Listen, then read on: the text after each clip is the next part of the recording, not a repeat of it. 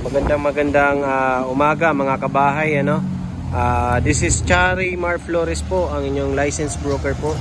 So mag-a-update lang po tayo dito sa isa sa mga project natin sa Biñan, Laguna, which is si Privado Homes po. So matagal-tagal tayo hindi nakapag-update, ano? So may bagong development po kasi tayo dito. May bagong model house po tayo, which is si Remas po. So titingnan po natin. So ito yung pinaka entrance, no. Nasa first video ko na po actually din ito. Ayan. Tapos ito yung future na magiging commercial area natin, yung vacant lot po na to. Kasama po yung structure po na yun, ano. So along the highway, actually hindi siya highway, barangay road po ito. San Francisco Road po siya. Tapos itong way po na to papunta po doon 900 meters away ay dyan po yung southwards na exit. Tapos yung way naman po na ito ay papunta po ito patawid doon sa National Highway papuntang Pasita, tapos papuntang Olivares po. Tapos pagkatawid ng highway andun naman po yung sa pabayan po ng Biñan po, andun po yung palengke, ganun. So mode of transportation dito ay the usual po ay tricycle lang po.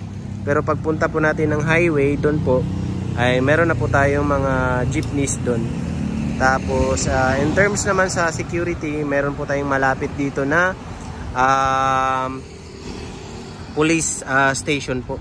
Tapos in terms of convenience, kung napanood nyo po yung unang video ko po ay meron na po dyang Alphamart actually.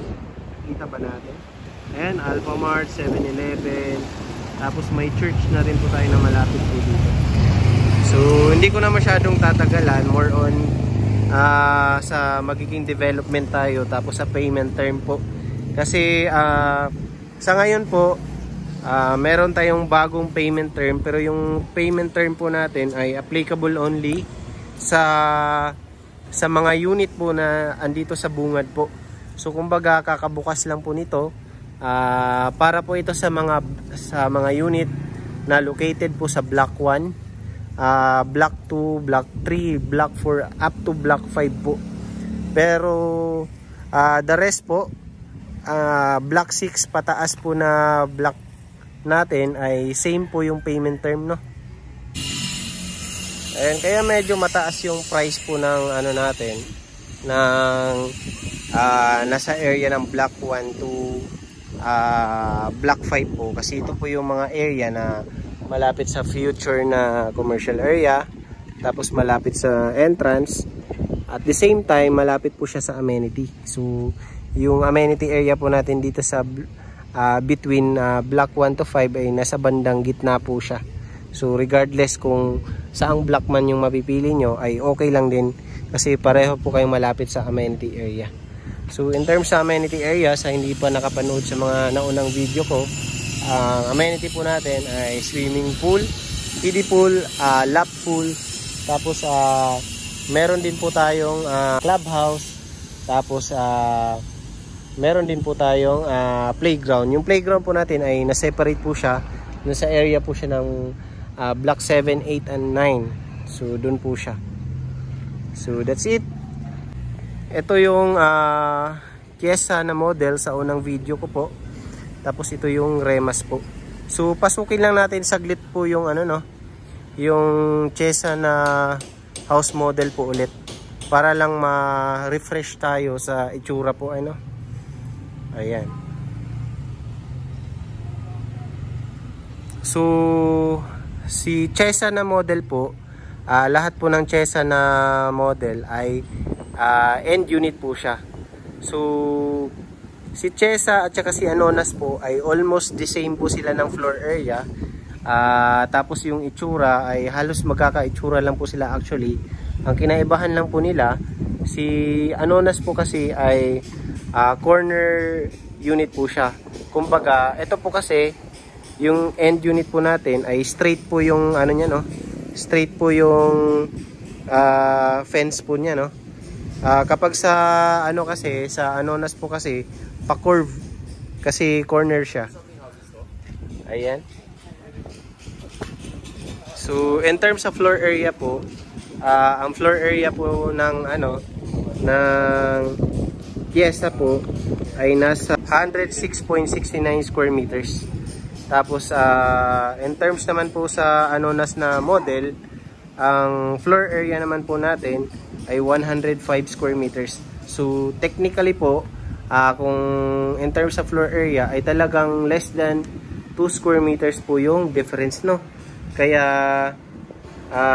halos lang po sila. Halos same lang po talaga sila. So ang ginagamit din po natin na pagbabasihan para sa model unit na Anonas ay itong Fiesta na rin po. Kasi parang 90% or 95% same po sila. So ayan, so the rest po ay explain ko po, no. So dito po sa naunang mga units po natin, ang ino-offer po natin ay 10% yung minimum na down payment exclusive for land bank, no. So 10% payable in 24 months or di kaya 10%, tapos every 12 months ay may balloon payments, no. Pero sa ngayon sa mga block 1 natin up to block 5 po ay 10% down payment, payable po siya ng 12 months po. So ang advantage naman nito kapag payable po siya ng 12 months ay sisimulan po yung construction after 6 months na down payment po. So mas maaga yung construction po nito compare po dun sa mga naka 24 months na down payment po. Ayan, so ito yung pinaka living area, no. So again, yung living area nito, since na model unit lang po ito, hindi po kasama yung mga gamit po. So kumbaga in-improve lang po ito. So kung gusto niyo naman malaman kung ano yung mga materials na included, meron po tayong specifications na na nandoon po yung kung ano yung mga pinaka-inclusion sa turnover po. So ayan, so meron tayong sliding door dito. So from the garage po, merong sliding, no. Kaya maganda siya. Ito po ay para po sa sa Fiesta, Anonas at saka sa Zapote na house model po. So complete turnover na po ito. Tapos yung kitchen niya po ay ganito po siya kahaba na rin, Tapos may mga cabinets na rin. Tapos quartz po yung ito po, quartz po yung sa counter natin. Ayan. So ang kagandahan po nito sa lahat ng house model natin ay mayroon na po siyang service area, no. So talagang lilipat na lang po kayo, naka-ready na po lahat. Ayan. So ang advantage lang kasi kapag Fiesta or Anonas po, meron po kayong extra lot sa side. So pwede pa po kayong gumawa ng extension, possible extension dito sa side. Or di kaya tulad po ng ginawa nito, parang garden na lang po siya, no. So ito yung isa sa mga trademark ng mga bahay na to, no.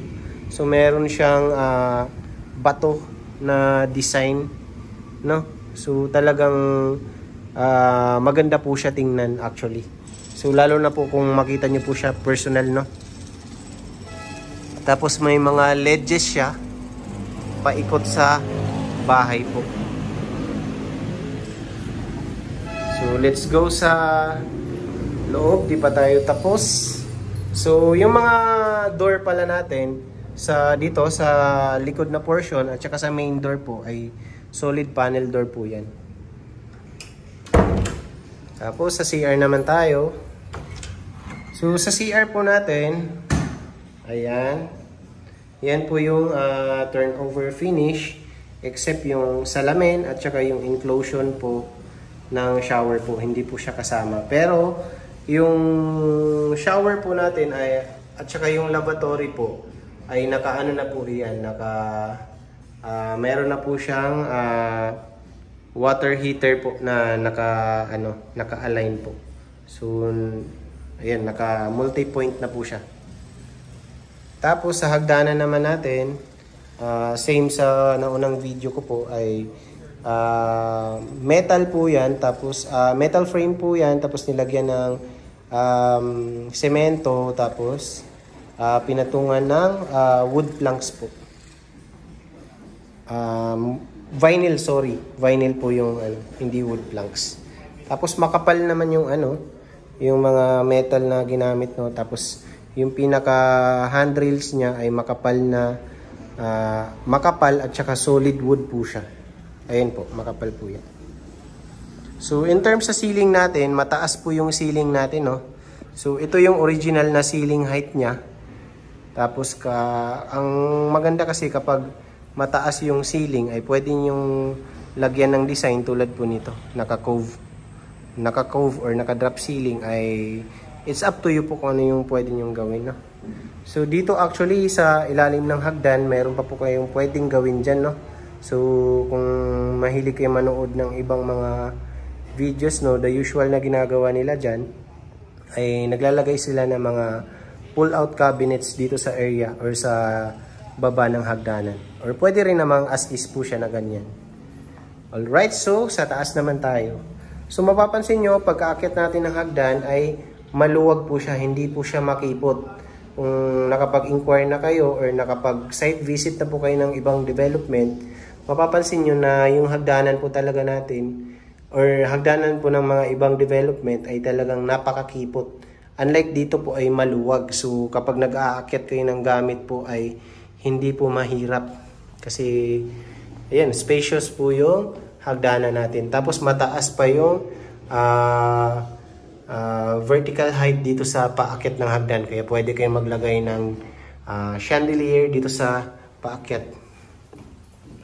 Alright, so ang flooring po natin dito sa hagdan ay same as this. Naka-vinyl lang din po siya, no? Ayan. Ang mga partition naman ng bedroom natin ay solid po siya, no? Ibig sabihin or buhos po siya. Ayan. So i-remove lang natin yung gamit, yung interior, ganyan na po actually yung turnover. Ito yung first bedroom. So dito po kasama po yung split type na air condition para sa master's bedroom. Pero sa dalawang common na bedroom, lang po siya, provision lang po siya, nalagayan ng air condition unit po.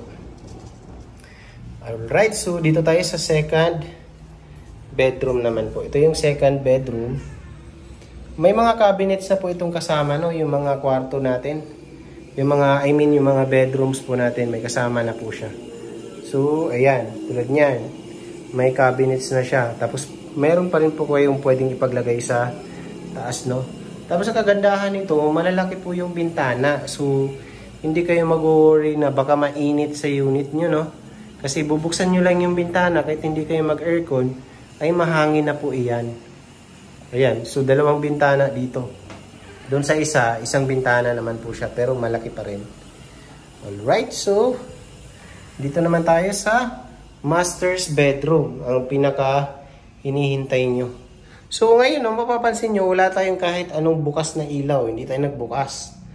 Para malaman nyo kung talagang ventilated ba yung unit, no?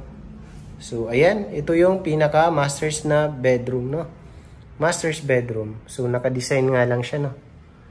Napakaluwag ng master's bedroom at napakalaki ng bintana. Tapos sliding din yung bintana natin kaya hindi mahirap buksan, ano? Tapos naka-split type aircon na po siya. So probably yung orientation po ng aircon na ilalagay ay same as this lang din po. Ayan. So buksan natin yung ilaw, no? So para ma-check natin kung maganda ba. Ayan. So mas maganda siya kapag naka-cove, no? Naka-design na yung ceiling niya.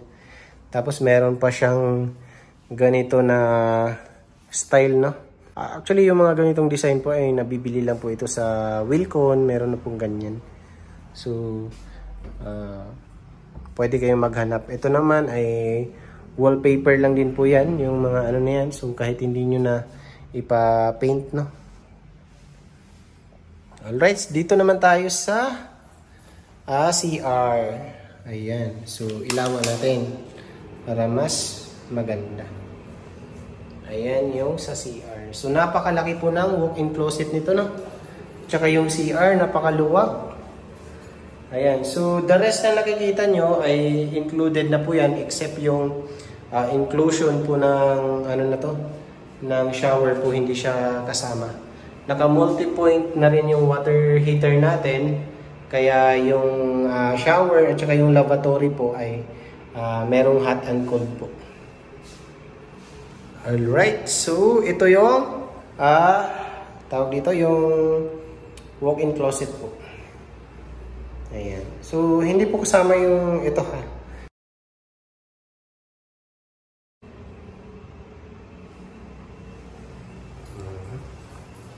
So napakaluwag, no?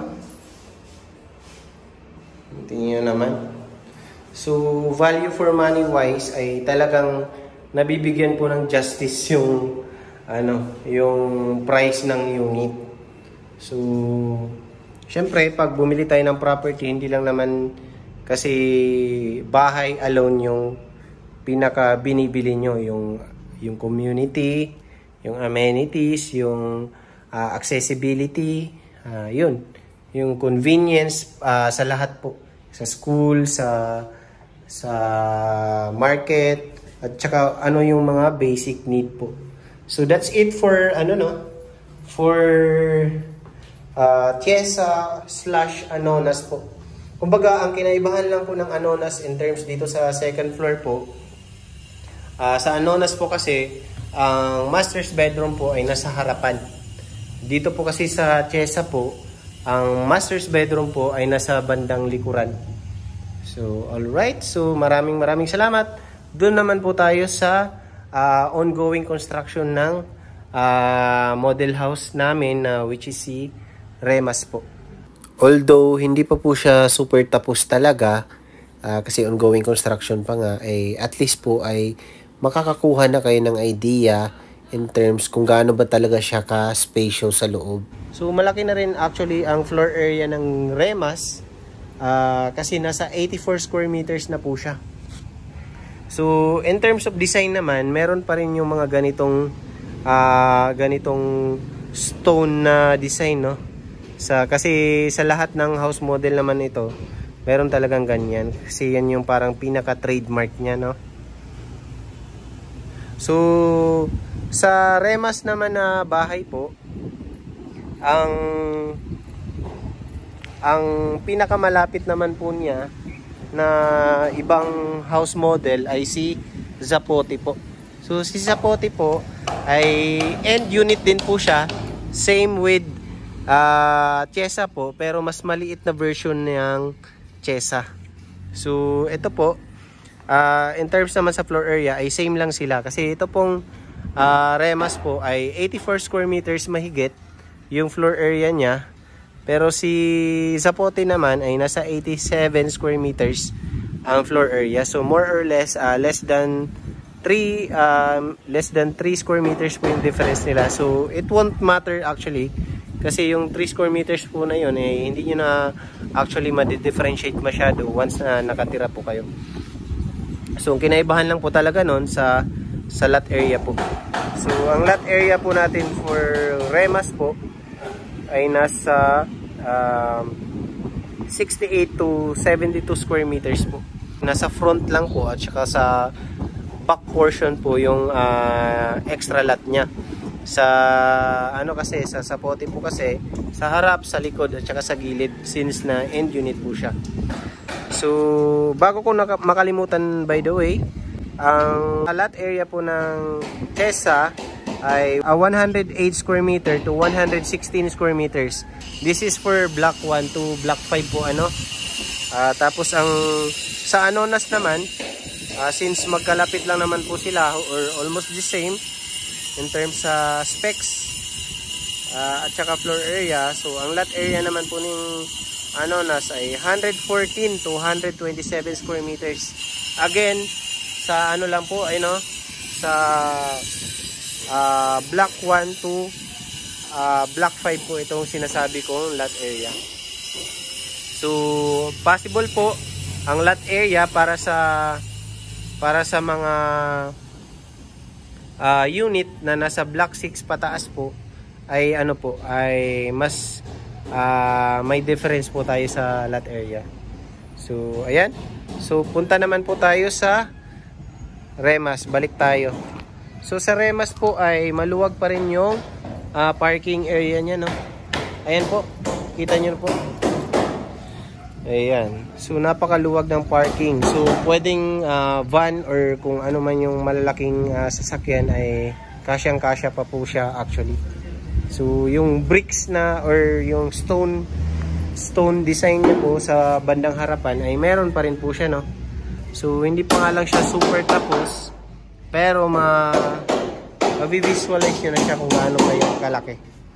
Tapos meron siyang ganito, bago pumasok ng pintuan ay meron pa siyang nakalagay dito.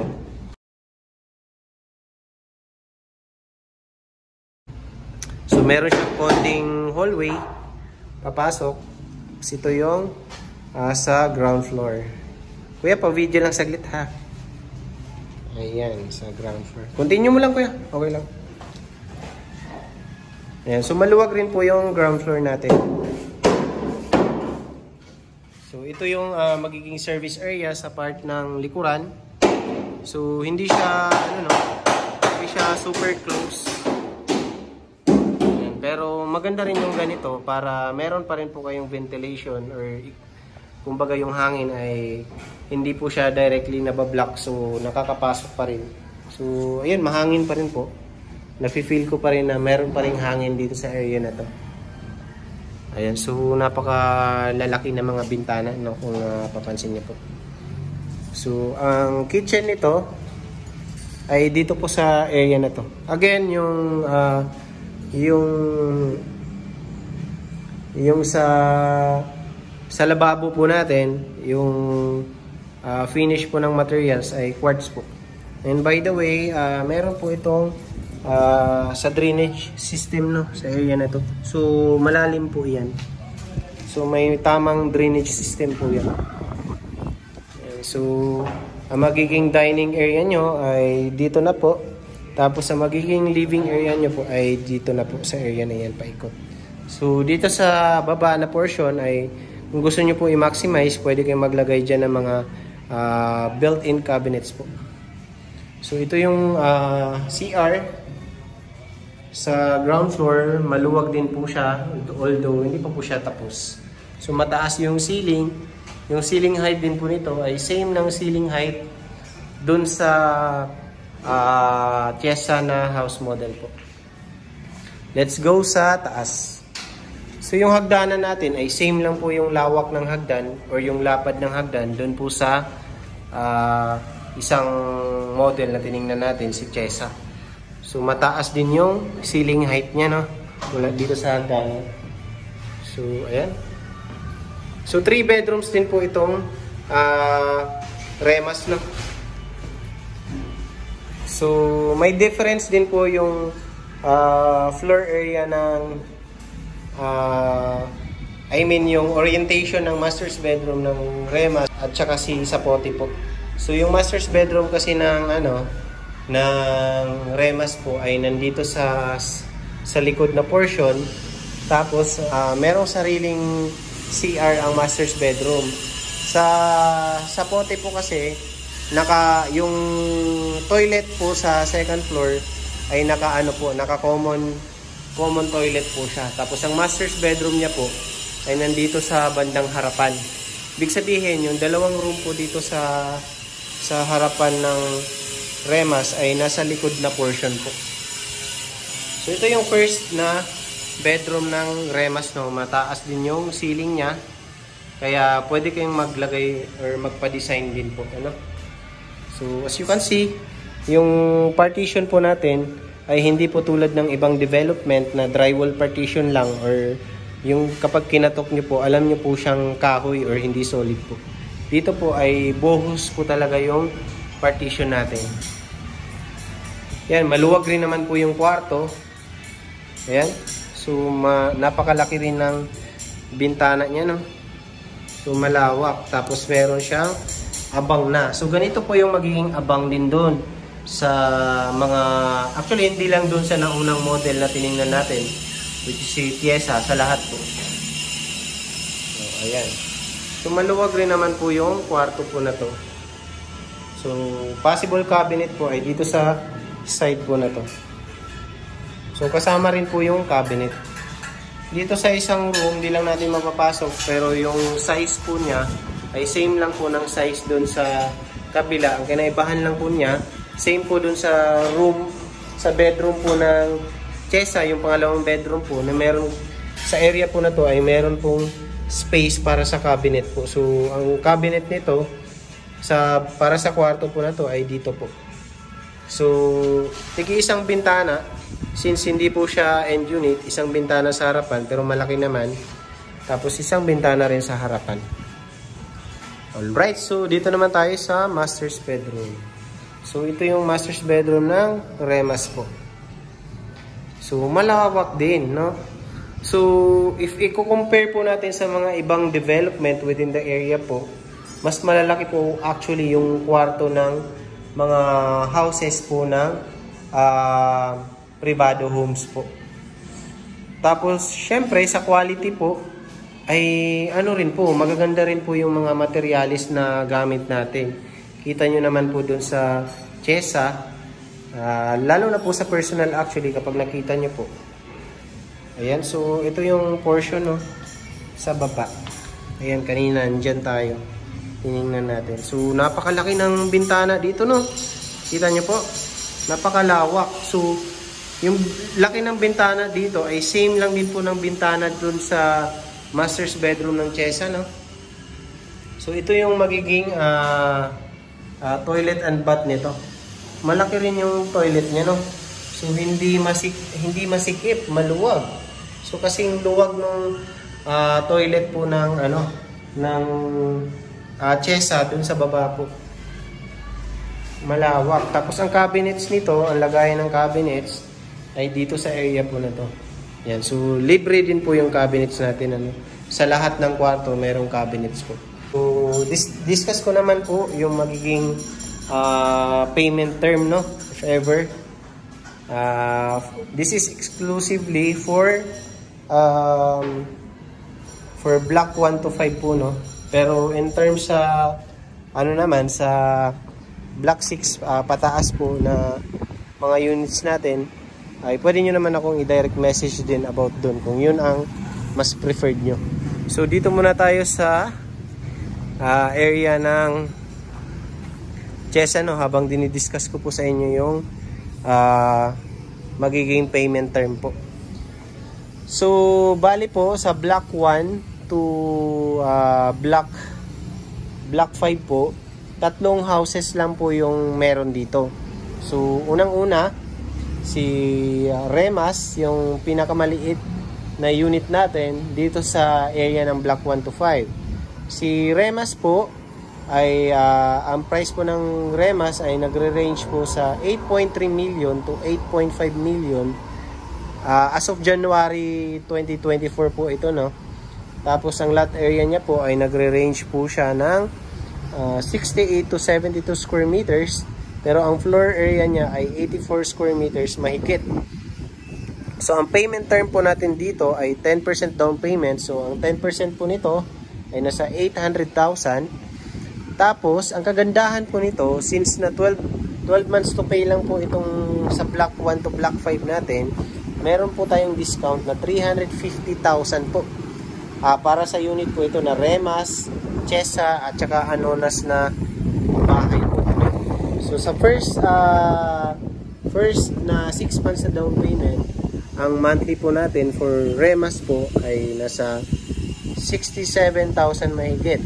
Pero dun po sa 7th down payment up to 12 month down payment po, dun po kasi binawas yung 350,000 na discount. Kaya ang monthly na po niya para sa 7 to 12 month po ay 9,300 mahigit po. So tapos ang sa Tiesa naman po tayo, sa Tiesa po ang price po nito sa block 1 to block 5 po, yung range ay 11.3 million to 11.6 million. So 108 square meters to 116 square meters po. So, ang 10% na down payment po nito ay 1.7 million. Yung ano po ito, no, standard. Tapos yung first na 6 na down payment, ang monthly niya po ay 140,000 mahigit. Tapos sa 7th down payment up to 12 down payment po ay nasa 82,000 per month mahigit naman po siya. So lumiit po siya sa 7th down payment to 12 down payment dahil po yun sa deduction na 350,000 na discount po. So next, sa pinakamalaking model unit naman po natin, which is si Anonas. Ito yung corner na unit. So ang price range po niya ay nasa 11.7 million to 12.3 million po. So inclusive na po ito ng VAT, no, title transfer. Ayan. So ang hindi lang kasama dito yung bank charges. Doon po yun sa kung aling bangko man yung mapipili nyo po. So ang lot area naman po natin for Anonas po ay 114 square meters to 127 square meters po. So ang 10% down payment nito ay hindi naman sila magkakalayo kasi ng price ng Chiesa. So nasa 1.7 million lang din po. Mahigit.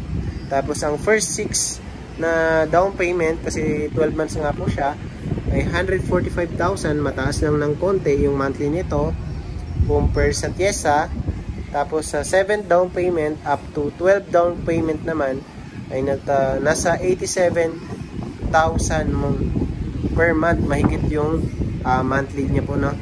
So this is down payment, no, pero sa in terms sa pinaka pricing niya, especially sa amortization pagdating sa land bank po or RCBC or EUB man yan or China Bank po, ay message nyo po ko directly para mabigyan ko po kayo ng complete details ng property po. So ayan yung pinaka details natin para dito sa block 1 to 5, no. So 12 months to pay lang po yung block 1 to 5 po natin. So mauuna rin po itong i-construct. Mas mabilis yung start ng construction nito after 6 months na down payment. Sisimulan po yung construction para po mai-assess na rin po agad ng bangko para ma-loan release na rin po siya pagdating. So kung magtatanong kung pwede po siya Pag-ibig, pwede naman po siya sa Pag-ibig, kaya lang wala pa tayong assessment kung magkano po talaga yung magiging approvable na loanable amount pagdating kay Pag-ibig. Kasi hindi po sila katulad ng bangko na kapag sinabi po ng developer na 10% lang yung required na down payment namin dito. By the way, yung 10% po exclusively for land bank lang po siya. Pero pagdating sa RCBC, 15% po yung required na down payment natin. Tapos the rest naman ng bangko, just like AUB, Security Bank, China Bank po, ay naman 20% naman po yun. So regardless po, mas mababa pa rin yung required na down payment based on experience sa mga bangko compare po sa Pag-ibig po. Kasi kay bangko po, kung halimbawa gano'n, sinabing 80% yung loanable amount, i-approve po yun ng bangko yung 80% or 90% na loanable amount as long as kaya po ng salary. Pero if ever yung may yung salary po natin ay medyo mababa ng konti, so possible po na magkaroon pa rin tayo ng loan difference po. So pagdating naman po sa sa Pag-ibig po, ang nire-recommend po namin na payment term po ay mas malaki po. So kung pagdating sa bangko ay 20% po yung pinakamalaki na nire-required na down payment, pagdating sa Pag-ibig po ang minimum na required down payment po ay 30%. Sadya po yun para po if possible po pwede nating maiwasan yung loan difference. Ang maximum na loanable amount lang kasi pagdating kay Pag-ibig ay 6 million po. Ibig sabihin kung ang price po ng property natin ay 10.3 million for example, ibig sabihin yung 4.3 million po, yun po yung magiging down payment natin payable in 12 months kung ang mapipili mo ay dito sa block 1 to 5. Payable in 24 months naman po kung ang unit na mapipili nyo ay sa block 6 pataas po. Yung price po na yun, no, ay nasa price po ng pyesa yung nabanggit ko po, no. So depende po kasi sa unit, iba-iba po yung presyo natin dito. So ang pinakamaliit po na bahay na ino-offer natin dito ay 2 bedrooms po, sinangka po. So again, malaki pa rin naman yung kwarto ng nangka po, no. I think same lang po ng Remas. The difference is 2 kwarto lang po siya. So ayun. So kung meron kayong question with regards sa property po na to, ay mag-message lang po kayo sa akin directly sa aking Viber, WhatsApp at saka Telegram na number na 0975-576-0927 po. Or di po kaya sa aking Messenger or di kaya sa aking Facebook account na Chari Mar Flores po. Naka-family picture po yun. Naka all white po kami. So para mabilis nyo po ako mahanap Tapos ano pa ba? So if ever na meron kayong mga suggestion or question, pwede rin po actually kayong mag-comment sa aking dito sa comment section ng YouTube channel ko po. Tapos pero sa kompleto na detalye po ng computation ay message nyo po ako sa sa pinaka personal na Facebook ko po or di kaya sa aking number po. So yun lang po. Maraming salamat sa inyong walang sawang suporta po. Again, this is Chari Mar Flores po, ang inyong licensed broker. Thank you po sa inyong walang sawang panonood. Bye-bye!